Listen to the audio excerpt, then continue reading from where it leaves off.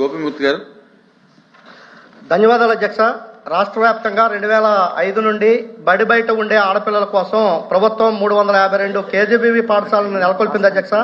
ఈ పాఠశాలలో 4576 మంది మహిళా టీచర్లు కాంట్రాక్ట్ పద్ధతిలో పనిచేస్తా ఉన్నారు. వీరితో పాటు కాంట్రాక్ట్ పద్ధతిలో నాన్ టీచింగ్ స్టాఫ్ కూడా పనిచేస్తున్నారు అధ్యక్ష. వారందరికీ అప్పటి నుంచి ఇప్పటి వరకు వేతనాల పెంపు లేదు అధ్యక్ష.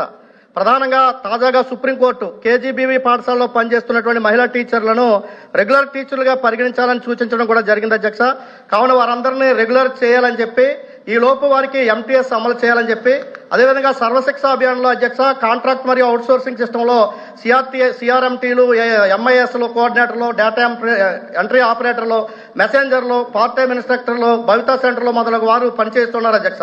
వీరందరికీ హెచ్ఆర్ పాలసీ అమలు చేయాలని, పెరిగిన ధరలకి అనుగుణంగా వారి యొక్క జీతాలు పెంపుదల చేయాలని చెప్పి, కాంట్రాక్ట్ ఉద్యోగులను రెగ్యులర్ చేయాలని, వారి పదవీ విరమణ వయసును 62 సంవత్సరాలకి పెంచాలని చెప్పి, పార్ట్ టైం ఇన్స్ట్రక్టర్లను పూర్తికాలపు ఉద్యోగులుగా పరిగణించి దానికి అనుగుణంగా వారి జీతాలు పెంచాలని చెప్పి తమ ద్వారా ప్రభుత్వాన్ని కోరుతా ఉన్నాను అధ్యక్ష. మెంబర్స్ కి